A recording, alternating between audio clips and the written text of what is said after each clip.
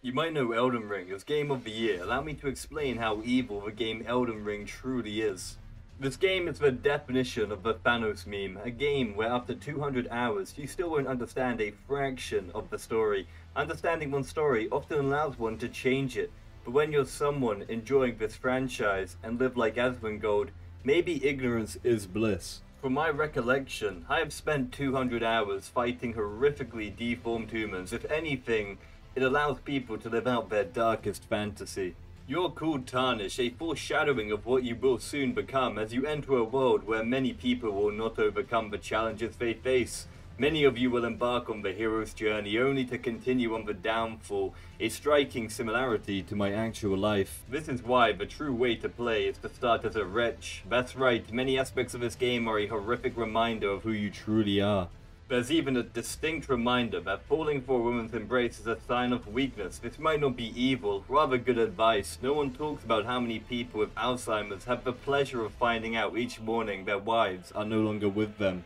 Each boss involves learning a series of patterns where you will learn to dodge and find an opening. This will work until you eventually find yourself at a point where each boss has almost undodgeable abilities, almost no openings, and takes almost no damage.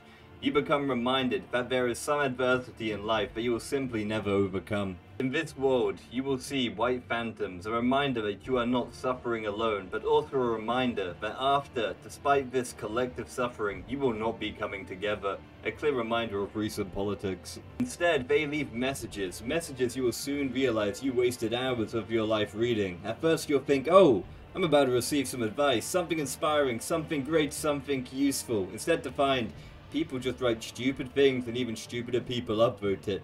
A similar system to Reddit and Twitter. Then if you get to encounter PvP, you'll realize most classes were not made equal. Rather, some are rather good at giving you zero chance of winning.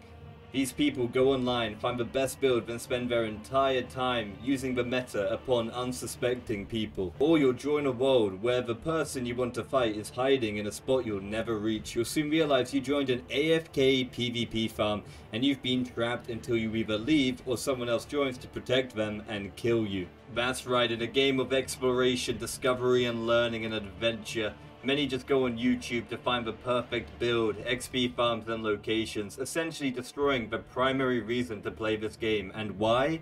Because why play a game in a fun, fair, self-testing manner when you can play it unfairly, as some content creators hold your hand as if you were a child. In a game you'd think it would teach people to overcome challenges and grow confidence in oneself, is actually encouraging many to disrespect their own capability, try and find the short route, and if anything, proving the majority of people suffer from a lack of muscle memory due to the player base likely being above average weight, then their lack of cognitive ability.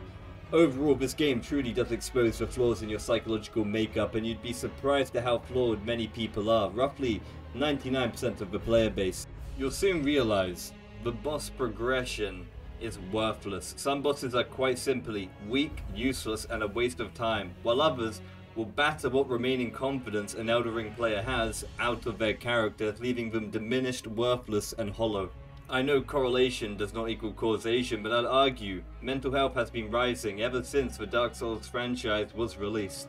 We all have these games as kids that took advantage of our young, fresh, innocent, useless, incapable, dumb brains, where in the future we sworn to go back and avenge our younger selves. In this game, there is no such luck. In many games, mages are often the best class, performing wild spells and having more interesting combat.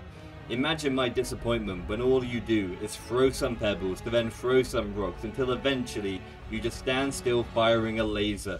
Prepare for one of your favorite classes to be essentially useless, boring, and dare I say, unenjoyable, objectively trash. Maybe the game itself isn't evil after all. It has its flaws. But when it comes to this game, a very small people have actually bothered to play it properly, reminding me on why the bar I set for others is so low. A game reminding me the average person is actually quite useless, reinforcing the walls I have put up around myself by not allowing people into my life. Some think I'm introverted. I'm actually introverted and extroverted, if anything, more extroverted. But when I'm around average people, I just don't see a point in wasting my time when I can have more fun getting crushed by some ridiculous boss rather than engaging in the lowest form of conversation I've ever witnessed. For more proof on this, just look at the Rage compilations to realize this game really isn't for those of the weak mind. I fucking rolled, man. I fucking rolled! Calm down, big boy. Do what you're told! Calm down, big boy. Big man, calm down.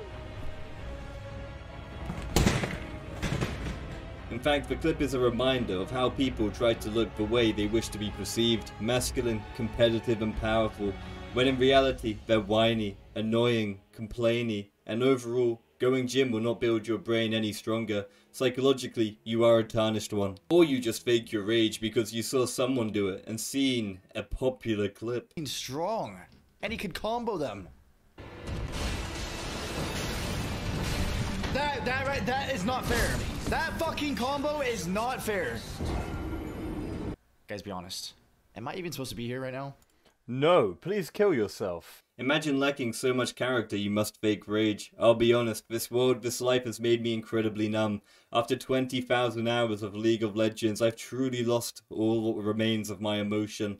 When I die, you'll see nothing but a hollow husk of an expression, a sadistic man who is capable of enduring mental punishment and will continue to queue up against the same boss over 10 times. Like and subscribe, you worthless animals.